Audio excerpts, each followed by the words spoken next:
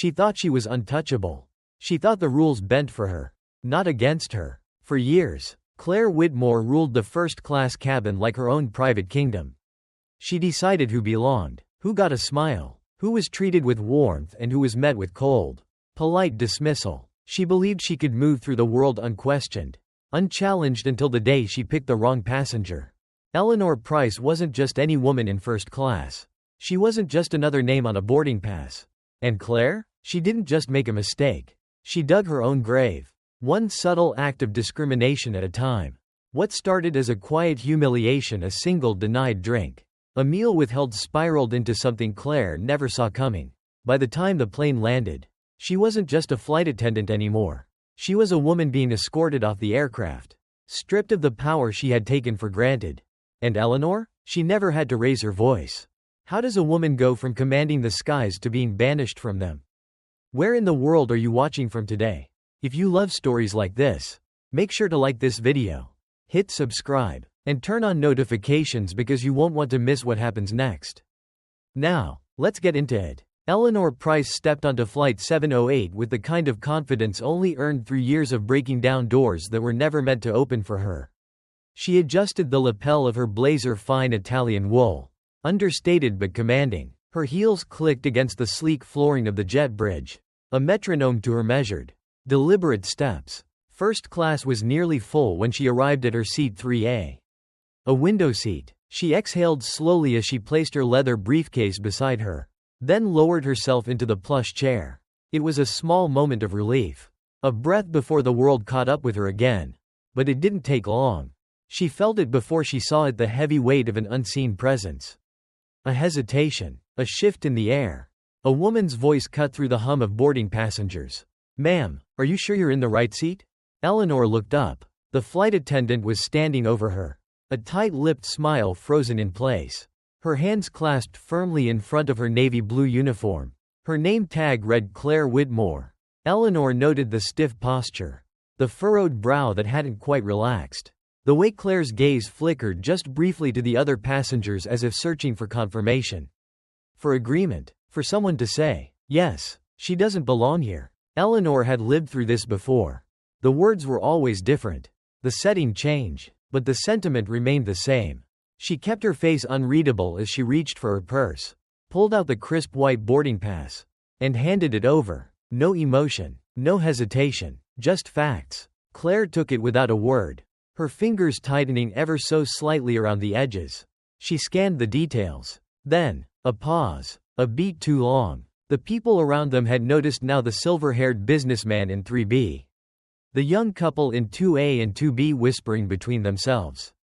The elderly woman in the first row watching with silent curiosity. Claire pressed her lips together. Then, begrudgingly, she handed the boarding pass back. "All right then." She turned on her heel and walked away. Eleanor tucked the ticket back into her bag, her expression still calm. She had faced worse than this. She knew better than to react. But something about this flight felt different. The quiet, the restraint, the way Claire had needed to challenge her, the way she had wanted her to be wrong. Minutes passed. The first-class service began. Champagne was poured. Warm towels were offered. But not to Eleanor. She watched as Claire moved methodically down the aisle, attending to each passenger with effortless ease, a carefully curated warmth in her voice. "Would you like champagne, sir?" she asked the businessman across from her. Her tone light, professional. She moved down the row, pausing to laugh at something the young woman in 2A said, handing out drinks and small plates of nuts and fruit. And then she stopped at Eleanor's seat. The warmth was gone, the polite smile erased. "Would you like anything to drink?" Claire asked. The words clipped, hollow. Eleanor met her eyes. She was practiced in this, in the art of staying composed when someone was waiting for her to break. "Water, please," she said evenly. Claire didn't nod, didn't acknowledge the request. She simply turned and walked away. Eleanor's fingers drummed against the armrest. She waited, and waited. A call button was pressed. A few seconds later, another flight attendant, a younger woman named Sophia, appeared. "I'm so sorry about the delay," she said, placing a chilled bottle of water on Eleanor's tray table. "Here you go." Eleanor thanked her, making sure to say her name clearly. Sophia smiled before disappearing down the aisle. "Claire, however, was nowhere to be seen. Eleanor took a slow sip of her water. Lisa thought she could get away with it. That was her first mistake. Time stretched. Dinner was served. Claire moved through the cabin with her tray, stopping at each passenger with the same routine professionalism she had mastered over the years. "We have 2 options for dinner," she said, reaching Eleanor's seat. "Grilled salmon with vegetables or pasta in a cream sauce." Eleanor didn't hesitate. "I'll have the salmon." Claire's fingers twitched. "We're out of salmon." The businessman in 3B, who had ordered after Eleanor, was currently slicing into a steaming portion of salmon. A silence stretched between them. Eleanor tilted her head slightly, studying Claire's face, the rigid set of her shoulders, the way her eyes flicked away too quickly. She let the pause linger before speaking. "Then I'll have the pasta." Claire dropped the tray onto her table with just a fraction too much force. The silverware rattled. "Enjoy," she muttered, already turning away. Eleanor inhaled deeply, rolling her shoulders back. Claire was pushing, trying to get a reaction, trying to remind her that she didn't belong here. Eleanor had seen this before, the way people like Claire always wanted the same thing. For her to become angry, to raise her voice, to make a scene so that later they could say, "See? I told you she was difficult." She wouldn't give her that satisfaction. Instead, she reached for her phone, typed a single message. "Flight 708, first class. You might want to handle something." She set the phone down beside her plate and took a slow, deliberate bite of her food. Across the aisle, the businessman paused his typing. His eyes flickered toward her, then back to his laptop. He had seen everything. The young woman in 2A whispered something to her partner again. This time, he didn't stop her. Eleanor leaned back in her seat, calm, collected. Claire thought she was in control. She had no idea what was coming next. The thing about racism, Eleanor Price had learned, was that it was rarely loud in places like this. It didn't scream. It didn't curse. It didn't spit in your face. It was controlled. It was measured. It was polite. It sat across from you, smiling, while it denied you service. It passed you over while making sure to touch every other hand. It made you feel like an intruder in places where your name was printed in black and white on a reservation. And it was always watching. Eleanor could feel the weight of it now. A silent performance being played out in real time, scripted by those who thought themselves untouchable. Claire Whitmore moved through the cabin with renewed ease, her grip on the room reaffirmed by her own audacity. She had set the terms of engagement. She thought. She had made it clear who mattered in this space and who didn't. Eleanor was expected to accept it, to shrink. Instead, she sat taller. Time passed, and the tension grew. Claire didn't acknowledge her again, didn't return to her row unless absolutely necessary. Instead, she lavished her attention on the others, pouring fresh drinks for the businessman in 3B, making light conversation with the couple in 2A and 2B, laughing at a joke that wasn't funny. She was performing, and Eleanor wasn't the only one who noticed. The young woman in 2A, Celine, she had overheard, stared openly now, her brow furrowed in something between curiosity and irritation. Her partner, Dion, was more discreet, but his jaw was tight. Across the aisle, the businessman had stopped pretending to work. He wasn't looking at Eleanor directly, but he wasn't looking away either. He was listening, absorbing, waiting to see what would happen next. They all were. That was the thing about moments like these, when the truth of things became too obvious, even for those who liked to pretend they couldn't see. And Claire, despite all her years of control, was beginning to feel the weight of their gazes. The plane hummed through the sky, smooth and unbothered. Then came the intercom. "Ms. Whitmore, please report to the cockpit immediately." It wasn't loud. It wasn't aggressive, but it might as well have been a siren. A flicker of something crossed Claire's face, something quick, something sharp. She glanced instinctively toward Eleanor, and for the first time, there was a crack in the armor. A split second of uncertainty. Eleanor met her gaze, then took another slow sip of water. Claire turned sharply and disappeared behind the curtain. The young woman in 2A twisted in her seat, looking at Eleanor. "Did you do that?" she asked, her voice low but urgent. Eleanor set her glass down carefully, the condensation leaving faint circles on the tray table. "I don't make unnecessary noise," she said, voice smooth, controlled, "but I do make things happen." Celine blinked. Dion let out a soft chuckle under his breath.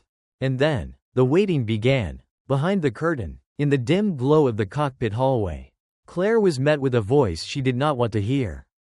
"Ms. Whitmore, we received a report about an incident in first class." The voice was crisp, businesslike. A man's voice, Elliot Hayes, the airline's ground operations supervisor. Claire's fingers curled into fists. "Incident?" she repeated, keeping her voice even. "I'm not sure what you mean." There was a sigh on the other end of the line, heavy and unimpressed. "Don't waste my time, Claire." A pause. "The passenger in question is Eleanor Price." Something in Claire's stomach twisted. "She is a high-profile attorney. But more importantly," the words came slow, measured, "she is the wife of Alexander Price." Claire's breath caught. Alexander Price, owner of Monarch Airways, the man who signed her paycheck. A silence. A long, crushing silence. "You've made a mistake," Elliot continued, voice flat. "A very public one." Claire opened her mouth, then closed it again. "I suggest," Elliot went on, "that you walk back to first class and fix it." Claire swallowed hard. "And upon landing," he added, voice cooling further, "you will report directly to corporate for review." Her throat went dry. "Am I clear?" Claire's hands were damp. Her uniform suddenly felt too tight. "Yes, sir." The line clicked dead. Claire stood there, motionless. And for the first time in a long time, she didn't know what to do. When she stepped back into first class, the air was different. The hum of conversation had dulled, replaced by something else, something waiting. Eyes flickered toward her. The businessman in 3B typed absent-mindedly on his laptop, but his ears were tuned in. Celine and Dion weren't even pretending not to stare anymore. And Eleanor was exactly as she had been. Calm, unbothered, waiting. Claire's feet felt heavier than before, each step like walking against gravity. She stopped at Eleanor's seat, forcing a polite expression onto her face. "Mrs. Price," she began carefully, voice forced into neutrality, "I want to apologize for earlier. There was a misunderstanding." Eleanor looked up at her, eyes steady. "A misunderstanding?" she echoed. Claire nodded stiffly. "Yes, you checked my ticket," Eleanor said, voice soft but deliberate. "You knew I was in the right seat. You ignored my request for water. You denied me a meal option you served to another passenger." Claire's jaw clenched. "That doesn't sound like a misunderstanding." Eleanor continued. "That sounds like a choice." A beat of silence. The businessman stopped typing. Celine's mouth parted slightly, as if she couldn't believe Eleanor had said it out loud. Claire forced a tight smile. "Mrs. Price, if you're going to apologize," Eleanor interrupted, "at least have the courage to tell the truth." Claire's fingers twitched. She had spent years controlling this cabin. She had spent years deciding who belonged and who didn't. But now, she was standing there, exposed, and every single passenger was watching. Eleanor let the silence stretch. Claire inhaled sharply. "I misjudged you," she said, voice tight. Eleanor nodded, slow, knowing. "You did." The words burned. Claire forced her hands to stay still. "Can I get you anything else, Mrs. Price?" Eleanor didn't blink. "You didn't ask me that before." And that was the moment Claire realized it. She wasn't in control anymore. She never had been. She had played a game she thought she could win. But Eleanor had never been playing. She had simply waited for the consequences to catch up. Claire swallowed hard. "Would you like anything to drink?" she asked, voice tight. Eleanor picked up her half-empty water bottle, turned it slightly in her hands. Then, after a pause, "No," she said lightly, but firmly. "I think I'll stick with what I already have." Claire nodded stiffly and turned, walking away. And as she did, she felt it. She felt the shift, the change. She had spent years believing she was untouchable. But now, the eyes of first class bore into her back. And she understood. She had already lost. And she had no way of getting it back. There is a moment right before a storm breaks when everything is still. A moment where the air thickens. Where the world seems to hold its breath. Eleanor Price knew that moment well. She had lived in it before. Had walked through rooms where she was both seen and unseen. Had shaken hands with men who smiled while looking past her. Had sat at tables where every seat was accounted for except hers. She had learned that racism, in its most insidious form, was not about slurs or violence, it was about control. And Claire Whitmore had tried to wield it against her. The problem was, Claire had no idea who she had been playing with. Eleanor watched as Claire walked stiffly down the aisle, back toward the galley, her hands clenched at her sides. She had spent years perfecting her power in spaces like this, deciding who got to be comfortable, who had to prove themselves, who would leave feeling just a little less whole. But now, she had lost her grip. She knew it, and so did everyone else. The silence in first class stretched thin, a taut wire waiting to snap. Celine leaned toward Dion, whispering something too low to hear. The businessman in 3B had given up the pretense of work. His laptop still open, fingers poised over the keyboard but unmoving. They were all watching now, not just Eleanor, but everything. Watching Claire disappear behind the curtain. Watching the quiet shift in power that had taken place. Watching, because they knew whether they wanted to admit it or not that something had just changed. It was no longer about a drink, a meal, a boarding pass. It was about something bigger. Something undeniable. Eleanor exhaled slowly, adjusting the cuff of her blazer. She was not a woman prone to pettiness. She did not make noise for the sake of making noise. But she had sent a message. And now, she was simply waiting for the response. It came sooner than expected. A sharp buzz from the in-flight phone. A flicker of movement behind the curtain. Then, the unmistakable sound of footsteps, urgent, heavier than before. And then Claire reappeared. Only now, her mask was gone. Her face was tight. Her steps no longer measured. The smooth, effortless grace of a woman in control had been stripped away, leaving behind something raw, something exposed. She moved past the rows quickly, ignoring the curious glances, the whispers, the unspoken questions, and then the voice over the intercom. "Ms. Whitmore, please return to the cockpit immediately." Claire stopped short. For a moment, just a fraction of a second, her composure cracked. It was in the way her body tensed, the way her fingers curled slightly as if gripping something invisible.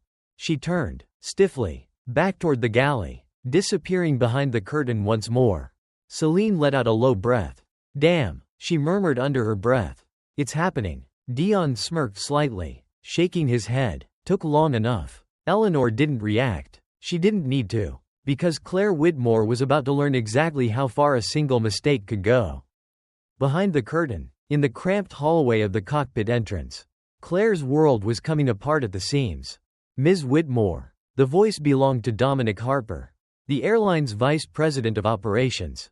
A man who did not tolerate inefficiency, who prided himself on the pristine image of Monarch Airways. And right now, Claire was a crack in that image. "We received multiple reports regarding an incident in first class," Harper said, voice clipped. "Do you know which passenger I'm referring to?" Claire swallowed. "I was simply following protocol. Don't insult my intelligence." The words hit like a slap. "You questioned a woman's presence in a seat she paid for," Harper continued. "You ignored her requests. You denied her service. And you made the mistake of assuming that no one else would notice." Claire's mouth was dry. Harper's voice lowered. "Do you know who Eleanor Price is?" Claire stayed silent. "She's a corporate attorney. A very successful one. But more importantly, she is the wife of Alexander Price." The name landed with a sickening weight. Claire had spent years memorizing the names of Monarch's top executives, of their preferred passengers, of the men who dictated policy from behind boardroom doors. Alexander Price was at the top of that list. "She has already contacted corporate," Harper continued, "and I received a direct message from him." Claire's vision blurred at the edges. "She didn't demand your job," Harper said, almost thoughtfully. "She didn't have to. She simply let the situation unfold." A pause. "And you unraveled all on your own." Claire's hands trembled. "Sir, upon landing, you will be escorted from the aircraft," Harper said, cutting her off. "You will report to the executive office for an immediate review of your conduct." His voice turned colder. "And until further notice, you are suspended." The world tilted. Suspended. Not a warning. Not a conversation. A formal removal. "Am I clear?" Claire barely breathed. "Yes, sir," she whispered. The line clicked dead. She stood there, staring at nothing, feeling the walls close in. She had spent years crafting her authority, believing herself untouchable. And now she was the one being removed. When Claire stepped back into the first-class cabin, she felt it immediately. The shift. The way every eye flickered toward her. The way the whispers stopped just as she passed.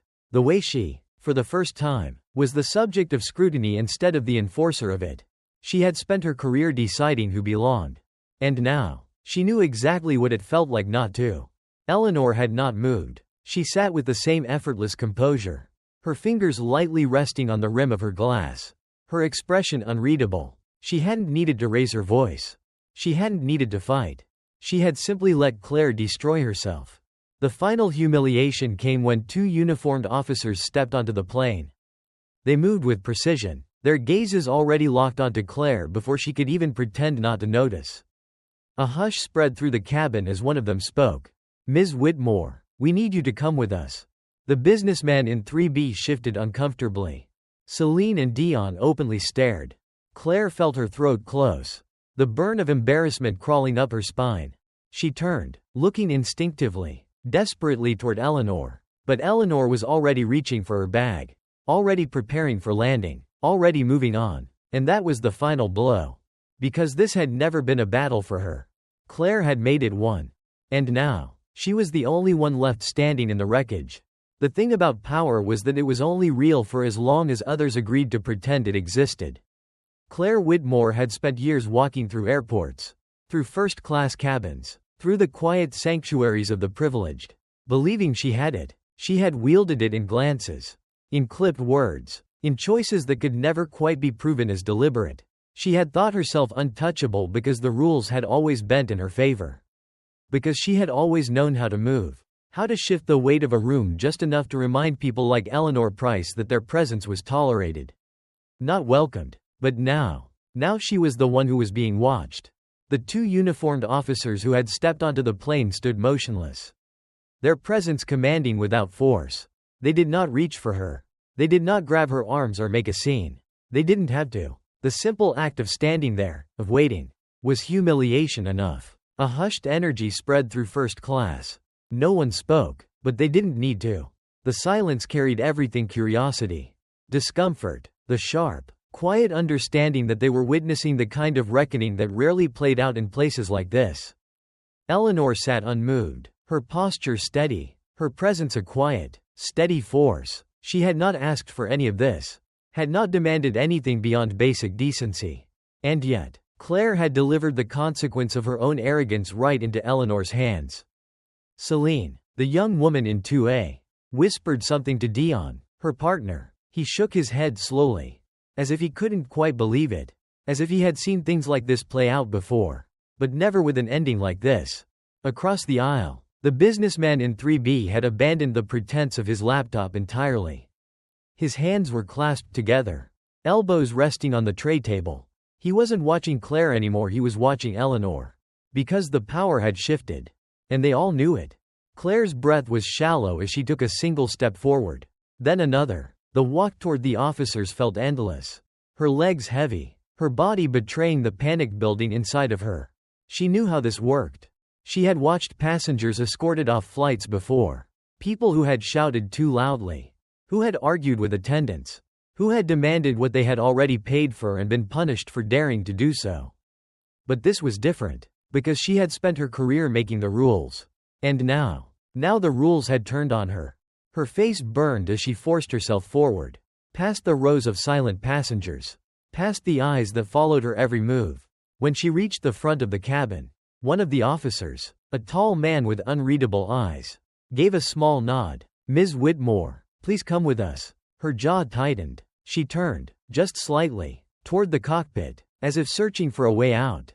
But there was none. The flight crew remained behind the partition, watching but not intervening. There was no one left to defend her. The realization settled deep in her bones, cold and final. She had spent years crafting her image strict, efficient, in control, and now, in a matter of minutes, she had become something else entirely. A lesson, a warning, a woman who had been removed. Eleanor watched as Claire disappeared into the jet bridge, the officers flanking her, the hush of first class lingering in the space she left behind.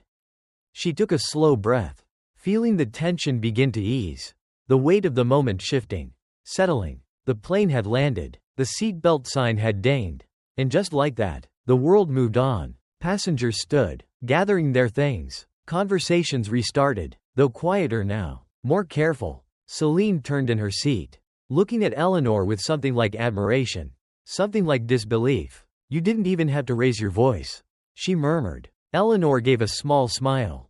"I never do." Dion chuckled under his breath. "That's what makes it worse." Eleanor simply reached for her bag. Across the aisle, the businessman finally spoke. "That was." He hesitated, as if choosing his words carefully. "That was something." Eleanor met his gaze. "Was it?" He blinked, unsure how to answer. Because the truth was, what had happened here had always been happening. It had happened in courtrooms and boardrooms, in job interviews and dinner parties. It had happened at hotel check-ins and shopping malls, at security gates and country clubs. The only difference was, this time, people had noticed. Eleanor stood, smoothing out the front of her blazer. She stepped into the aisle, her movements unhurried, graceful. She had no reason to rush. She had always belonged here. She walked toward the exit, stepping past the threshold of the plane and into the terminal, where the air smelled of coffee and jet fuel, where the world outside had no idea what had just transpired behind the locked doors of Flight 708. And she smiled, because the thing about power was, it was only real for as long as people agreed to pretend it existed. And Claire Whitmore had just learned that the hard way. Claire Whitmore sat in the executive lounge of Monarch Airways, her hands folded tightly in her lap. The walls were made of glass, polished to a gleam, giving a perfect view of the terminal below, people moving with purpose, rolling luggage trailing behind them, conversations rising and falling like waves against the high ceilings. She used to love this vantage point. From here, she could see everything without being seen. But today, the glass felt like a cage. The walls weren't keeping the world out. They were keeping her in. She had been escorted off the plane with quiet efficiency, no handcuffs, no raised voices, no dramatic displays. That wasn't how Monarch handled things. No, they preferred their consequences civilized. Security had walked her through a side entrance, avoiding the main terminals, moving through back hallways that were never meant for passengers. The hallways she had walked 1,000 times.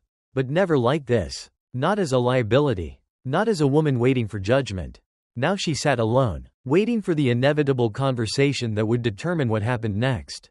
She had spent years crafting the perfect career, the perfect reputation, and in the span of a single flight, she had lost control of it all. The door opened with a quiet click. James Connor, director of flight operations, stepped in. He was a tall man, with silver at his temples and the kind of presence that made people sit up straighter when he entered a room. Claire had worked under him for years. She had earned his respect. Or so she had thought. He sat across from her, setting a tablet on the table between them. He didn't speak right away. Instead, he studied her. Claire had been in enough meetings to recognize this kind of silence. It wasn't hesitation. It was calculation. She swallowed. "Ms. Whitmore," he said finally. His voice measured. "Do you know why you're here?" 1,000 responses flickered through her mind, defensive, logical, carefully constructed, but none of them mattered. She had already lost control of the narrative. "I assume it's about Flight 708, she said, forcing her voice to remain steady. Connor nodded slowly. "A formal complaint was filed against you." Claire exhaled carefully. "By Mrs. Price." Connor's gaze didn't waver. "By multiple passengers." The words hit harder than she expected. Multiple. It wasn't just Eleanor Price. It wasn't just one woman deciding to make a case of it. People had noticed. And worse, they had spoken up. Claire's fingers curled slightly in her lap. "Do you know how rare that is?" Connor asked, leaning back in his chair. "First-class passengers don't file complaints unless they've been severely inconvenienced. And even then, most of them prefer to let their assistants handle it." He tapped the tablet, scrolling through something she couldn't see. "But in this case, 3 different passengers submitted statements." He continued. "And then there was the direct message from Alexander Price." Claire felt her stomach twist. "I assume you know who he is?" Connor asked. She forced herself to nod. "Yes." Connor exhaled. "Then you already know how serious this is." A long silence settled between them. Claire had been in meetings like this before. She had been on the other side of them, watching as flight attendants were reprimanded for minor infractions. Watching as rules were enforced with cold efficiency. She had delivered the consequences herself. But she had never been the one sitting in the chair, waiting for a verdict. Connor studied her for another moment before speaking again. "Tell me something," he said, his voice softer now, almost curious. "Have you ever questioned another first-class passenger seat before?" Claire felt her pulse spike. She knew the answer. And so did he. She wet her lips. "I've had to verify seating arrangements before." Connor cut her off with a quiet sigh. "That's not what I asked." She clenched her jaw. Because the truth was, she had never questioned anyone else the way she had questioned Eleanor Price. She had never needed to. She had assumed. And now, she was paying for it. Connor leaned forward, resting his elbows on the table. "This isn't just about one flight," he said. "It's about a pattern. It's about the decisions you made when you thought no one was watching."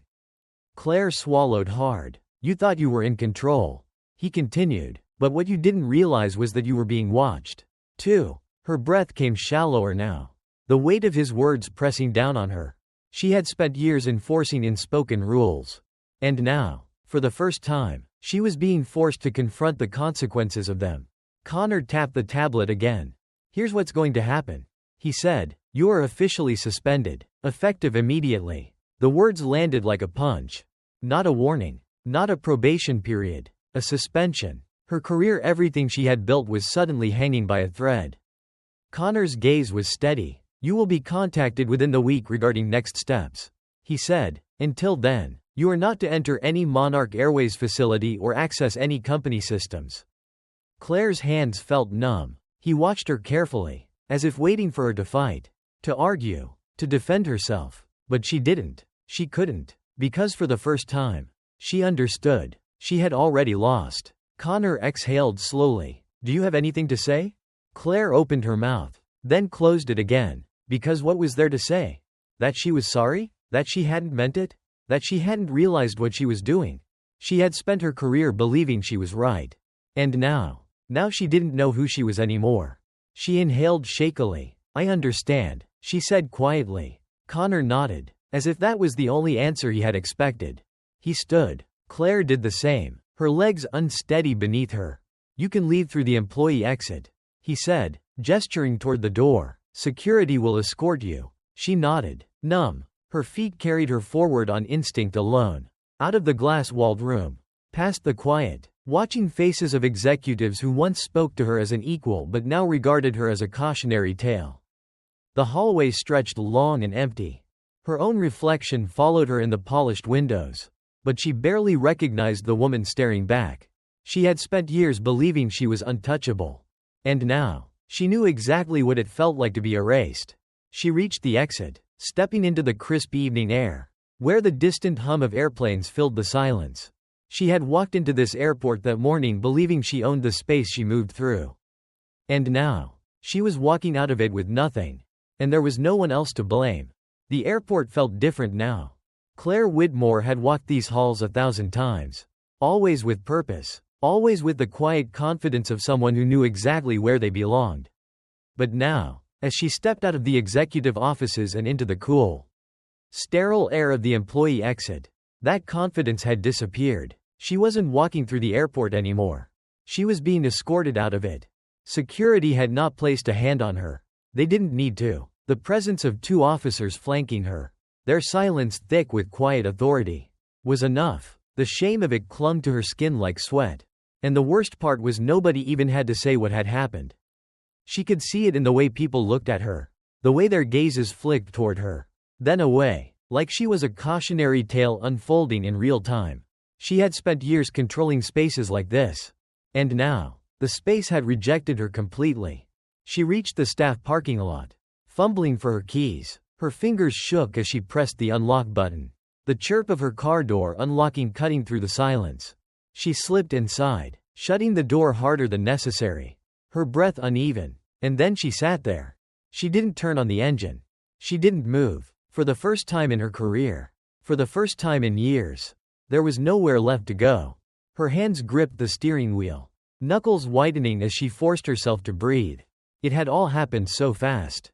She had started the day as Claire Whitmore, first-class flight attendant, gatekeeper of the skies. And now? Now she was something else entirely. A woman without a title.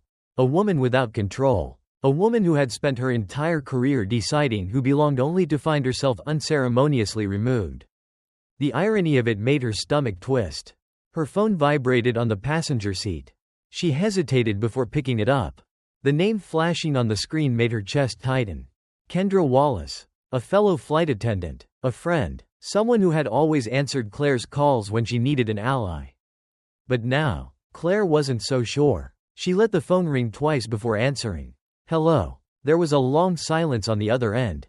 Then Kendra's voice. Careful, Claire. Claire exhaled shakily. I assume you heard. Another pause. People are talking. Of course they were. There was no official announcement. No email. But that didn't matter. News like this spread through airlines like wildfire. Flight attendants whispered in break rooms. Gate agents exchanged glances. Pilots shook their heads knowingly. And they all knew one thing for certain. Claire Whitmore was finished. She swallowed. Kendra, I need. What the hell were you thinking? The question hit harder than Claire expected. She stiffened. I don't need a lecture. No? Kendra's voice was sharper now. Because you sound like someone who just had her entire career ripped out from under her. And for what? A power trip? Claire's jaw tightened. I was just following protocol. Kendra let out a humorless laugh. Come on, Claire. Really? Claire opened her mouth. But nothing came out. Because the truth was she didn't even believe that anymore. There had been no protocol in what she had done. There had been an assumption. A belief so deeply ingrained in her that she hadn't even questioned it when she acted on it. She had seen a black woman in first class. And she had questioned her right to be there. And now, the weight of that decision was settling in. Heavier than she had ever expected. Kendra sighed. Look, I'm not gonna pretend like we haven't all seen things like this before. Flight attendants, hell. People in every industry pulling this same stunt. Making certain passengers feel like they have to prove they belong. Her voice dropped lower. But this time? Claire, you picked the wrong person. Claire closed her eyes. I know. No, Kendra said. You don't. There was another pause. And then Kendra's voice softened. But only slightly. Eleanor Price didn't just win this. She didn't even have to fight. Claire's throat went tight. She just let you destroy yourself. Kendra continued. And that's worse. Silence. A long, heavy silence. Then, Kendra sighed. Look, I gotta go. Just take care of yourself. Okay? And then the line went dead. Claire stared at her phone for a long moment before tossing it onto the passenger seat. Her hands were still shaking. The wind howled outside. The airport, the place she had once ruled over, felt foreign now. She was still sitting in the parking lot. Still gripping the steering wheel. Still processing. And then, through the blur of her thoughts, through the weight of it all, a knock on her window. Her breath hitched. She turned her head sharply, half expecting security.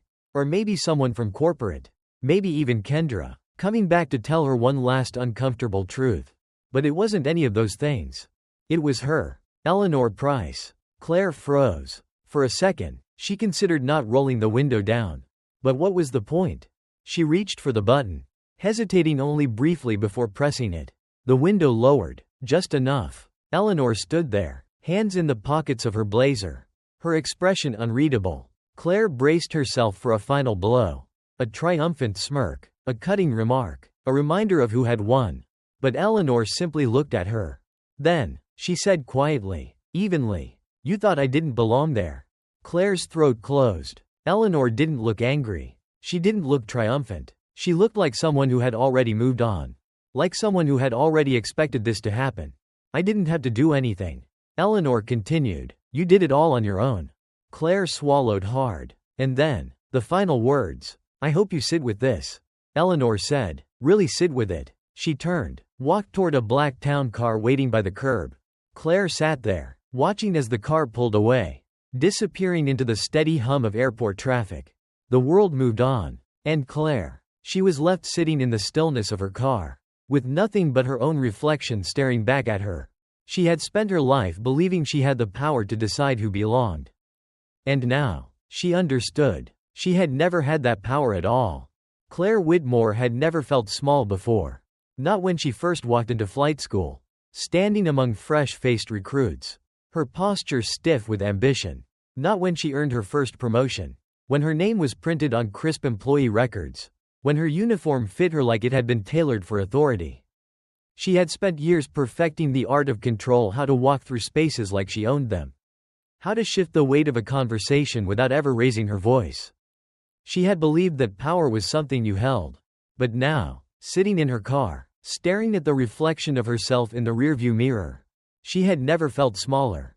The glass did not lie. Her face was still the same sharp cheekbones, well-kept hair, the hint of lipstick she had applied before her shift. But something was different. She looked exposed, not in the way she had once controlled a room, but in the way someone stands after they have been undressed, their armor stripped away, their body left to the mercy of the cold air. She turned the key in the ignition, but she didn't drive. Her hands gripped the wheel, her breath shallow, and then, as if drawn by a force beyond herself, her fingers hovered over her phone. A name glowed on the screen. Rachel Morris, her supervisor, the woman who had once praised her for her firm but fair approach to handling passengers. Rachel would understand, wouldn't she? Claire pressed the call button. The phone rang once, twice, 3 times. Then, a mechanical voice. Rachel Morris is unavailable. Please leave a message. Claire swallowed hard and ended the call. Rachel was choosing not to answer. She knew. Of course she knew. They all knew. The airport outside was moving on without her. People walked briskly across the parking lot, their luggage rolling behind them. Planes taxied in the distance, their engines humming with purpose. The world had not stopped.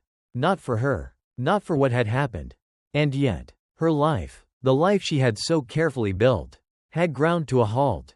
A sick feeling settled in her stomach. Because the worst part wasn't the suspension. It wasn't the whispers. It wasn't even the knowledge that her career might be over. No, the worst part was the realization creeping up her spine like a slow, cold hand. She had done this to herself.